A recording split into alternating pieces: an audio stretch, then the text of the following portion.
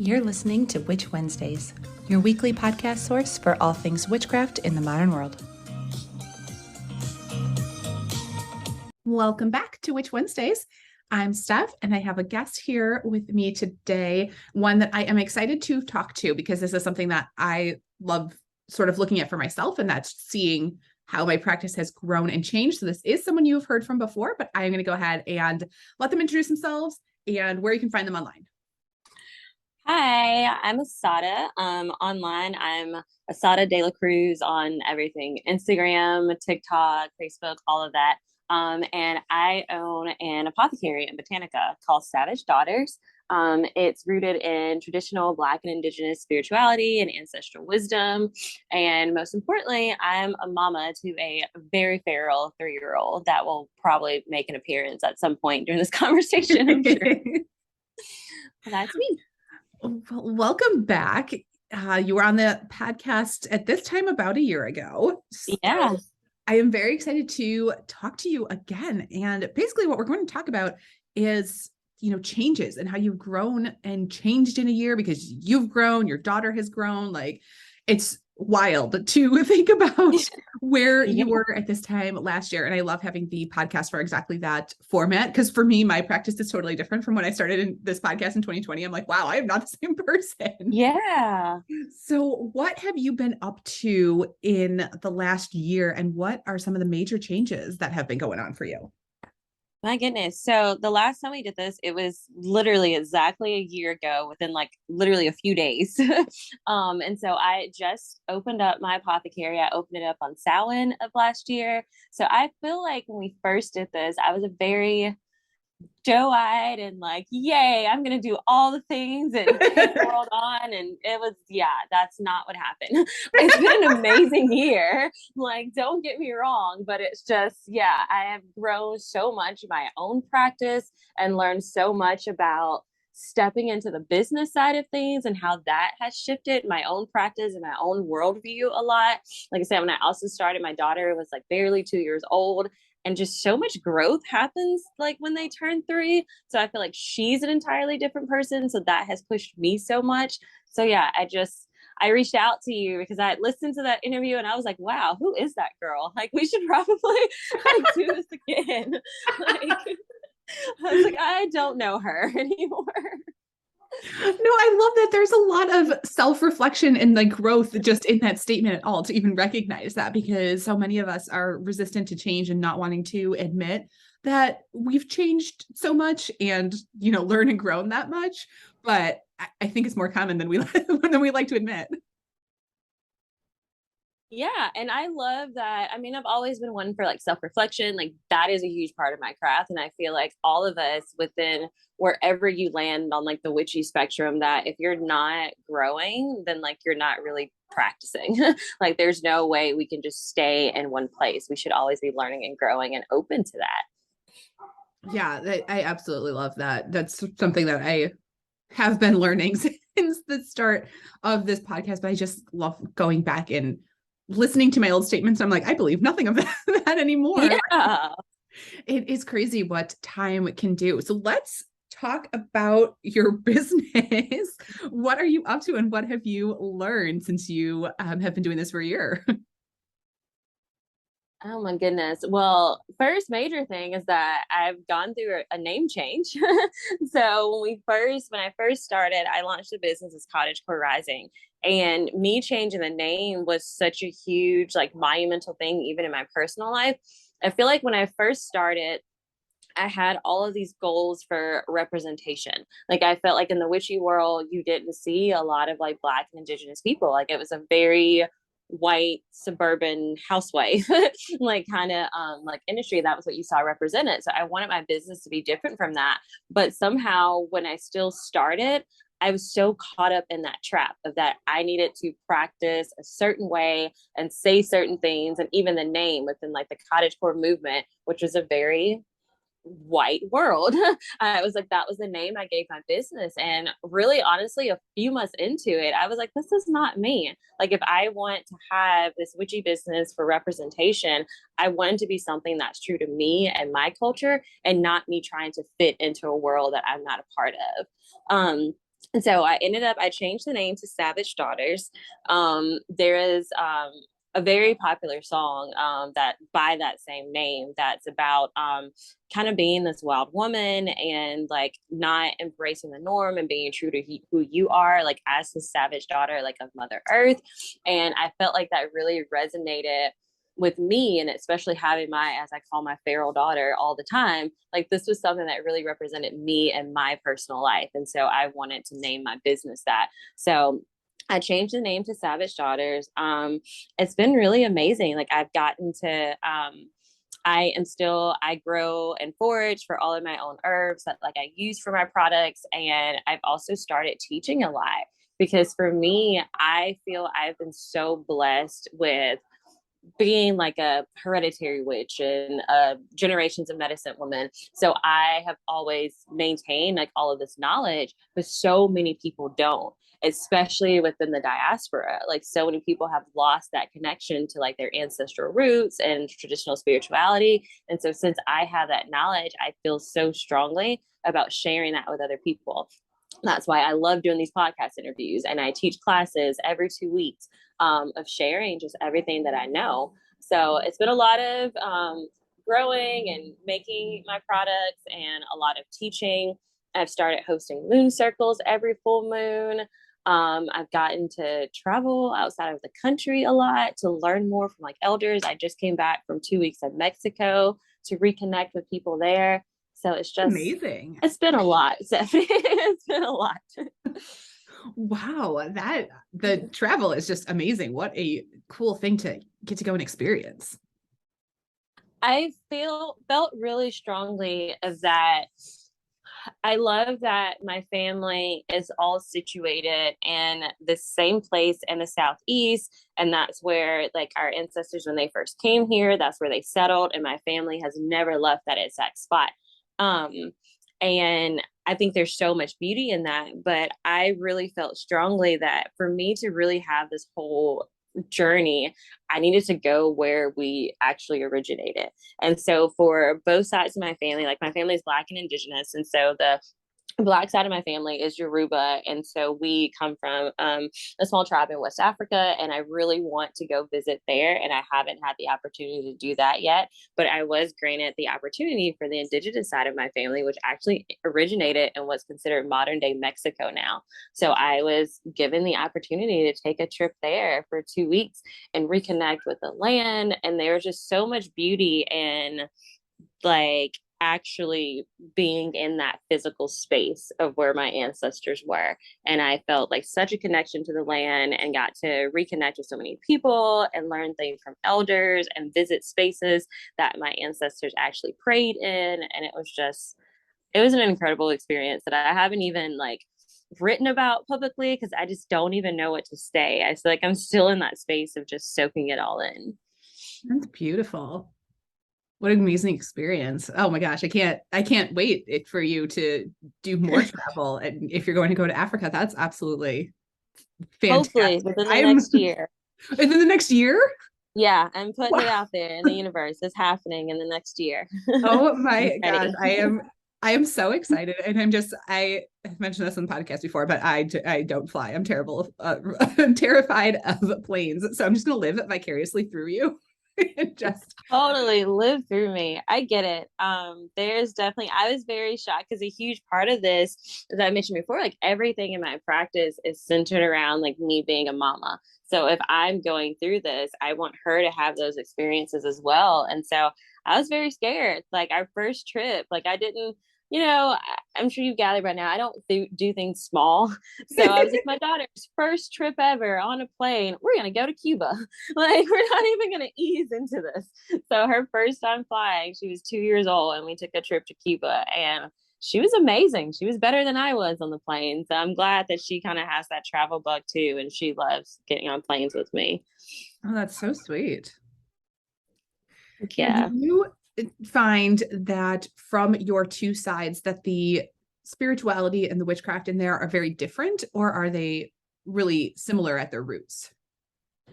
It is so similar. And I think that was a huge part of my growth within the last year. Of I feel like for most of my life, I've kind of battled both sides, or not necessarily battled, but I felt like it was two distinct practices. So I would always be like, this is like for my Yoruba practice, and then this is my indigenous side. And like it was two separate things.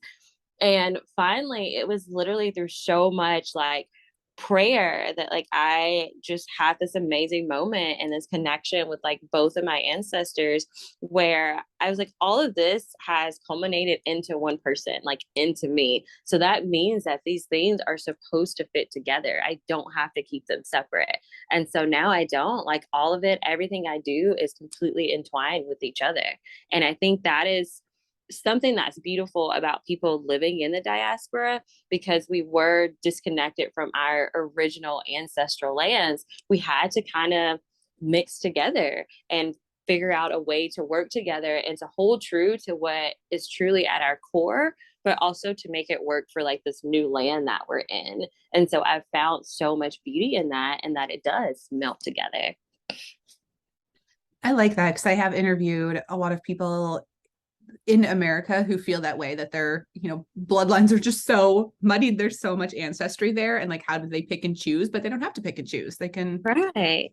grab everything together and make it their own. Yeah. I think that was such a beautiful reason where like I kind of really like many years ago embraced like the spiritual path that I'm on, because I was in a, as I know, I feel like a lot of us were like in a very traditional Christian type faith at home, where like I felt like I had to choose this one distinct path, and like this was the only way to my higher power, and I had to do all these things exactly this way. And I felt very trapped and very boxed in, because it was denying so much of like the spirituality and my relationship with a higher power that was in my core because of my ancestral ties. And so finally just kind of letting go of that box entirely and embracing like what I actually felt in my spirit was just, it's amazing once you realize that you don't have to trap yourself into this box, and you can truly listen to your spirit and go wherever it leads you. Which leads me directly into my next question, because I got a lot of, I put out the survey, as you know, at the end of every year, Mhm. asking, Yeah. what people want to hear about and who they want to talk to. And I feel like there was a lot of the question that came up that was similar to your story, where I am of Black or Indigenous background and I don't know what to do because there are no resources for me. So, do you have any tips for people who were in the same place that you were, of where they can go for resources, where they can get started, if they're feeling the same way?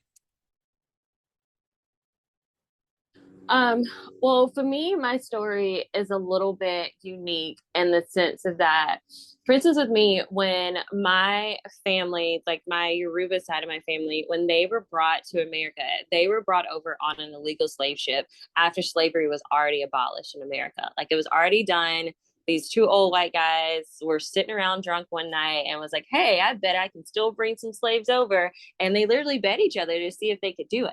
And so they went over to where my family was, and they brought over these slaves on a ship called the Flotilla. And it landed right here where I live now, in a little town in southern Alabama, right outside of Mobile. And it's called Africa Town. And so once like the government got wind of it, that they brought these slaves here, of course they were forced to free them, but they had nowhere to go. So everyone stayed and settled in this little area, and no one ever left. And so all their kids and their kids and their kids all stayed there. And that's where I grew up. Like I grew up in Africa Town. So we never really lost that direct connection. So because of colonialism and white supremacy and all of those things, we did sort of start to adapt to like this Christian religion and started taking on a lot of those beliefs and like started a church. But we still never really lost our spirituality and a lot of our teachings and our medicine. So that was passed down to everyone in my family. And I feel super, super grateful for that, because there's no other group in America that has that story. Like everyone else was brought over way longer, and they don't know exactly what tribe they came from. They're not connected to those people or anything. And so I feel very strongly that's what I said about my teaching, of that I do have this direct connection that I never lost. And so I do everything I can to share with other people. So in terms of resources, not to like just plug my own self, but But you I should. do, I'm working on getting better about that. But I teach twice a month. Like I try to do more often than that, but at least twice a month. Like I teach classes on literally everything that I know. I am a chronic oversharer on the internet. So on TikTok and Instagram, like I am constantly trying to figure out ways to teach everyone everything that I know. Because I do recognize that with both sides of my family, the reason a lot of this knowledge isn't accessible is because gatekeeping, in a sense, is what has kept us alive. Like that's what it has allowed us to be able to still practice and to not lose any of these things because it hasn't been tainted by this outside world. And so I totally recognize and I understand that. So there's some things that I don't share, but I also feel like you said there's so many Black and Indigenous people that for reasons that are not their fault, like they have totally lost connection to like their roots, and they should, their birthright is having this information. So I try to share as much as I can.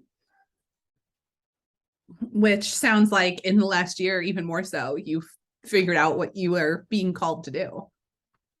Yeah, like I've always felt very called to teaching, but I also like a lot of people struggle with like imposter syndrome and been like, oh, I don't know if I should be the one doing this. And so I fought it for so long. And it was like every time I would post something online and people would be like, oh my gosh, like I've been looking for this. I never knew this. Can you tell me more? And I'm like, oh, well, I guess I can. And it just kind of grew from that, of that, like, yeah, I feel very strongly of that for anyone. If you have any sort of knowledge, that's the only way that like our communities can continue to grow and sustain themselves, is if we're sharing that with other people. Do you have any tips for somebody who's in your same situation on how to grow their confidence? Because I don't get that like Nope. imposter syndrome from you at all. I feel like you are so on top of things and like you share everything so beautifully. So it surprises me that you say that. Well, thank you for that, because I don't feel that way at all. I think a lot of things for me is that I feel such a strong connection to my ancestors and to my higher power. And I feel like they have gifted me with so many things. And so that it would be disrespectful to them and to my practice if I didn't share it, if I didn't do what they asked me to do. So for me, I often feel like I'm just a little kid doing what I'm told. Like they told me I have to share these things, and so I'm doing it. And so for me, I guess in terms of growing that confidence is a lot of, I guess, fake it till you make it, because I don't feel that confidence that you say you see at all. But I just, a lot of things in my practice is obedience. And it's like I've asked to be able to retain this knowledge and to be able to have my heart and my eyes open to more knowledge always, and to have these opportunities. And so that means I have to give something in return. And I feel all that's been asked of me is to share these things. So regardless of like how hard it is for me, of like how sweaty my palms are even right now having this conversation, like I have to push myself to do these things. And so I keep, it sounds crazy, but I just keep putting myself in situations that make me uncomfortable and that I hate. Until eventually what I've been told from all the books that I've read is that like, oh, eventually it gets easier. And I mean, I'm in like almost 20 years, 2 decades of like practicing my craft and being public now, and it still hasn't gotten easier, but one day it's going to get there. I believe it. I feel the same way. I'm like, is this ever going to get easier? No. Because I feel like that's part of growth though, right? Like as soon as something starts feeling easy, I'm like, okay, on to the next thing. Like I just gotta like challenge myself or something. I mean, I think that's true. As like I said, if you are stagnant, like that's when, I mean, when you're comfortable, I feel like you're stagnant. So you're not truly growing. So that like scariness, that fear that you're feeling, like a lot of times that's good. That's telling you that you are on the right path and you're supposed to keep doing this and that you should keep going. That's how I feel too. And, I have that imposter syndrome as well. I think we all do when we create content online and share stuff like this. And I just keep telling myself that imposter syndrome is normal and I shouldn't want to be a big fish in a small pond because then I'm not learning anything and I'm not going to grow as a person. So imposter syndrome is telling me I'm on the right path. Well, I mean, to brag on you for a second, like I don't see that in you at all. Because of even a year ago, like I reached out to you, was like, hey, like I'm just gonna shoot my shot here. Like I really, really love your podcast. I listened to every single episode. I've seen everything you've ever posted. And I was like, please, will you like humble like this mere peasant and let me Oh my like gosh. have a conversation with you? So I think you are amazing and you contribute so much to our community. Well, thank you. Thank you. Yeah, I definitely do not feel that way. But for anyone listening, if you want to feel free to shoot your shot. I love talking to all different kinds of people. So you are welcome here. You're welcome on this podcast. You do not have to have huge followings or be a famous author or anything like that. I just love growing the community and giving people a voice. Yeah. So do you have any tips or maybe rituals for somebody to begin connecting with their ancestors if they are totally new to the idea? Yeah. So it's crazy. I literally just taught a class last night on this. Oh, I love it. I actually, yeah, I teach an ancestor class. The next time I'll be teaching it is in February. But one of the things we talked about, and I really wanted to stress with people, is that your ancestors are just people that want to have a connection with you. They want to have this relationship. They are waiting for you. So there's not all of these hoops you have to jump through and all of these like you have to be in a certain place in your life and have all these things. Like no, they're just waiting, just like any other relationship. And so I have always treated my relationship with my ancestors like every other thing in my life. It's like, hey, you're trying to get to know me and I'm trying to get to know you. So the way to do that is to spend time with each other. So every day, like all throughout my day, I'm trying to connect to my ancestors. So I start off like very first thing in the morning, like I want to give my day to them. And so like I have my ancestor altar set up and like this is a thing that I involve my daughter in. And so we go down together and we have like our like ceremonies that we do like with our candles and like all of that. But then like such a huge part of it has just been like, hey, what's up? Thinking about you. Like this is what I'm doing today. Like I would love it if you were there with me as I did these things. And it's a lot of like not asking them to do anything for me, just asking them to be with me like you would anyone else. So like, hey, I'm doing these things. Like I want you to be there. I want you to be a part of this. And so yeah, that's how I start my every day. And then throughout the day, like I probably seem like a crazy person because sometimes I catch myself doing it out loud, but I'm like, hey, if you see that, like, what do you think of that? Like, give me a sign. Does that feel weird? Like, does that person like do this? But it's like every day, just how I'm like Marco Poloing like my friends. Like, I'm also doing that with my ancestors with every single thing throughout my day. And since they feel included, that is not something where unfortunately a lot of people make this mistake of like whenever they need something or they're in some sort of duress, that's when they go to their ancestors and like, oh, please be with me, like help me get through this situation.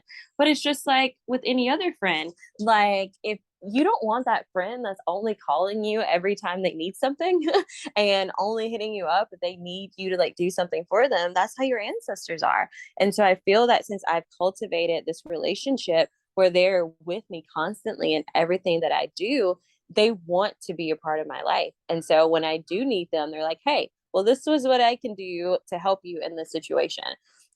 So a long-winded answer to say that I think the place that you start is just really trying to cultivate that relationship where they can actually get to know you and your heart and your intentions. And so then they're more apt to want to be more in your life and help you out when you actually need it.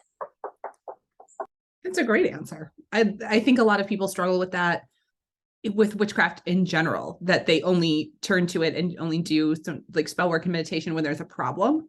But you can use all of these tools for happiness and joy and creativity and adding a bit of fun into your day too. Yeah, because I mean, this should be like your spirituality should be your whole life. Like there's no like because one of the series of classes that I teach is called Practical Magic, and it is based on this idea of that everything in your mundane life per se is something that you can make spiritual. Like it doesn't have to be just everything doesn't have to be high magic and ceremonial magic where it's like, oh, I have to put on my fancy cloak and light all the expensive candles and line the crystals in this grid and do a seance. Like it doesn't have to be that. Like every single part of your day and everything you do can be made magical. And it's just all about you cultivating that life that you want for yourself. Agree completely. I think that's such a good way to look at your spirituality and your practice, is to just make it part of the everyday, and it doesn't need to be something so convoluted and complicated. It really can be very simple. Because then that's what stops you from really, like we talked about, like growing. Like if you feel like there's all of this work into it and I can only do it on like these certain like high holy days and wear these certain things, like you're not going to grow because it feels like it's so much work. And I'm not saying, and not to take away from people that do practice like ceremonial magic, and there's a lot of things in my own personal practice that are very traditional and do require a lot of things. Like part of our trip that we took to Cuba over the summer was because of like the ceremony that like I needed to perform that only could be done in a certain place with certain people. So I totally recognize that, but like your everyday practice doesn't have to be that. And I think that's what so many people get turned away from reconnecting with their ancestors or even starting any sort of magical practice at all, is because they feel like they're not equipped and that they don't have like all of these things that they need. But like the only thing you need to start a magical practice is yourself. Like you are the magical being. Like all these other things are just extra icing on the cake, like things that you can add to enhance your experience. But the magic like comes from you. So as long as you have that intention and that heart that you want to do these things, then like that's it. Like that's all you need.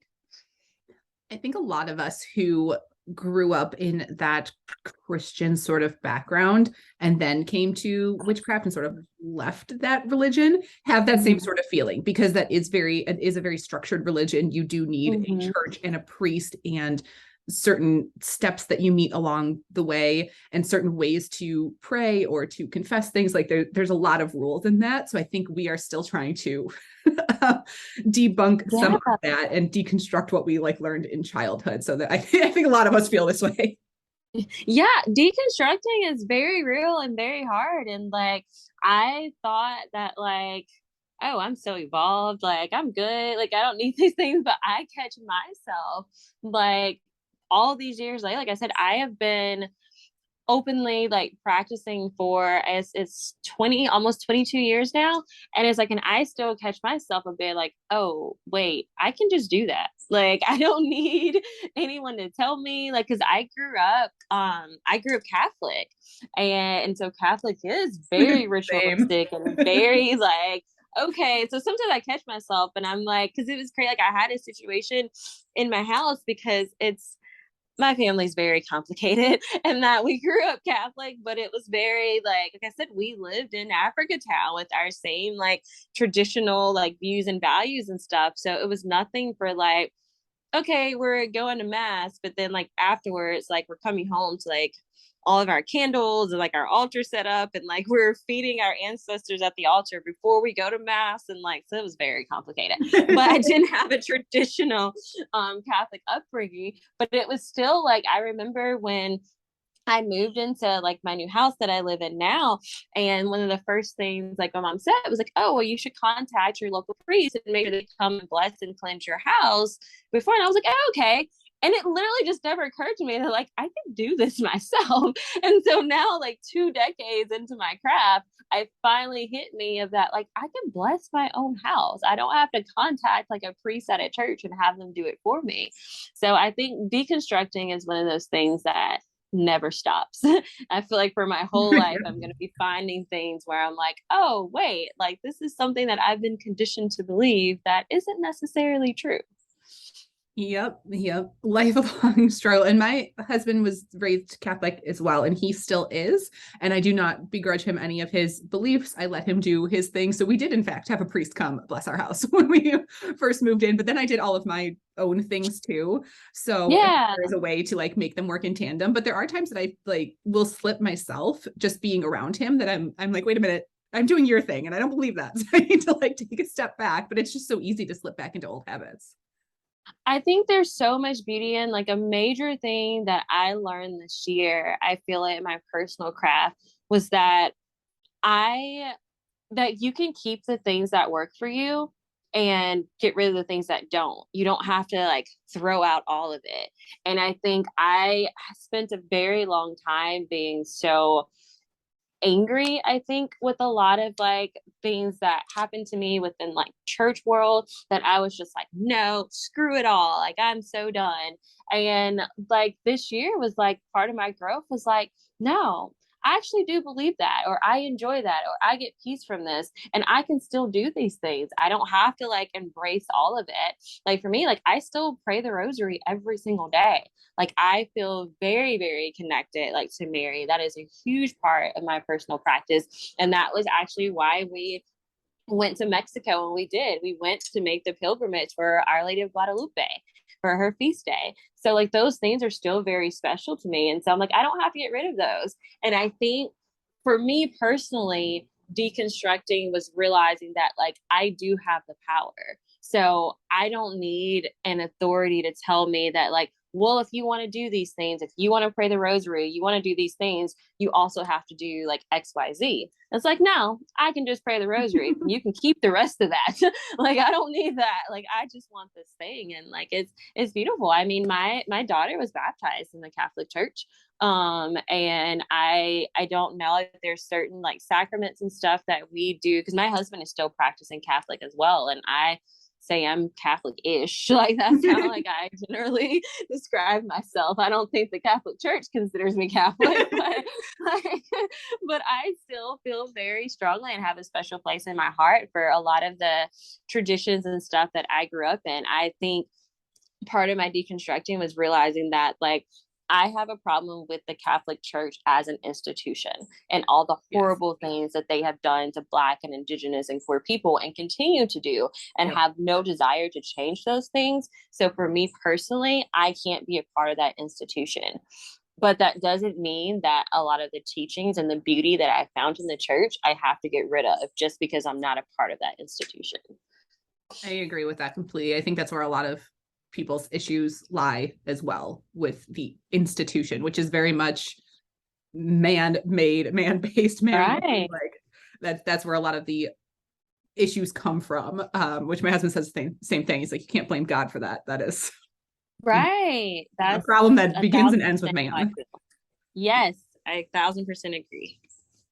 So before we wrap up here, last season I was asking what advice would you give a beginner? So this time I want to ask you, what advice would you give to somebody who's on like the next step up, who is moving away from sort of just dipping their feet in and they are looking to grow and expand this year?